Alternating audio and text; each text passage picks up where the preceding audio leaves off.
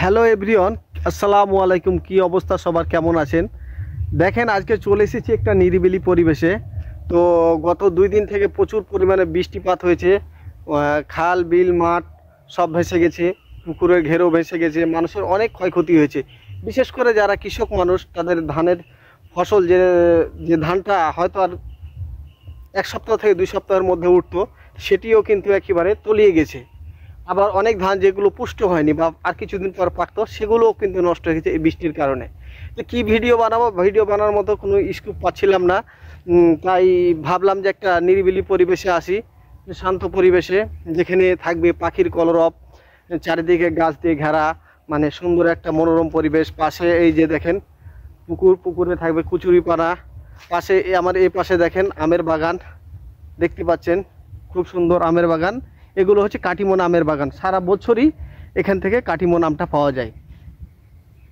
তো আমি এখন যে জায়গাটিতে দাঁড়িয়ে আছি, এগুলো গাছ হচ্ছে অর্জুন মানের গাছ। এই গাছটা অনেক উপকারী গাছ।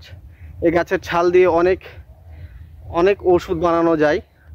তো পরিবেশটা যে যতটা সুন্দর, ততটা আবার ভয়ানকও, কারণ আশেপাশে সেরকম জনসংখ্যা নাই বললেই চলে। এখানে পথ দিয়ে অনেকেই চলাফেরা করতে ভয় পায়, কারণ যেহেতু নিরিবিলি পরিবেশ, কেউ থাকে না, আশেপাশে লোকজনও কম, নেশাখোরদের আড্ডাখানা, এই জন্য এখান দিয়ে চলে না। তারপরও আমি ভাবলাম যে ভয়ের মধ্যেও ভিডিও বানাবো, তাই আসলাম এই জায়গাটাতে। তো যে কথা বলছিলাম, পরিবেশটি অনেক সুন্দর, আর বৃষ্টির দিনে ভিডিও বানানোর মতো জায়গা সেরকম নাই। এই জায়গাটি ভিডিও বানানোর জন্য বেস্ট, তাই এই জায়গাতে চলে এসেছি। চারিপাশটা গ্রিন। যে আমার এইদিকে দেখেন, এইদিকে ধানের গাছ, না সরি আম গাছ, এদিকেও আম গাছ, আর রাস্তার দুই ধারে শুধু অর্জুন মানের গাছ। পাশাপাশি আকাশমণিরও গাছ আছে, আরও অন্যান্য ওষুধি গাছ আছে।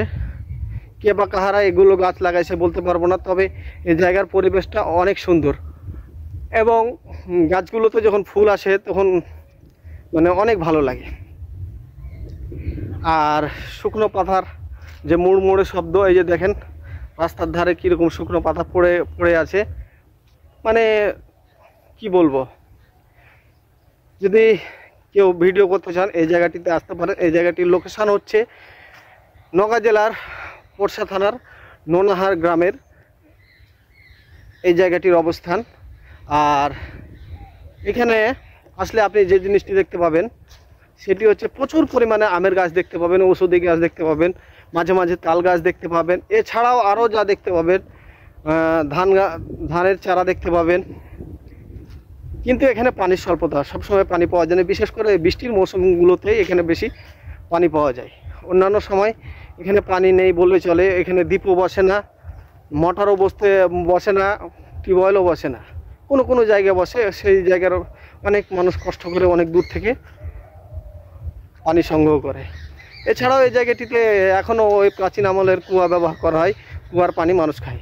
তো ধন্যবাদ বন্ধুরা, আমার এই ভিডিওটি আপনাদের কেমন লাগলো অবশ্যই কমেন্ট করে জানাবেন। আজকের মতো ভিডিওটি এখানে শেষ করছি, আবার দেখা হবে নতুন কোনো ভিডিও।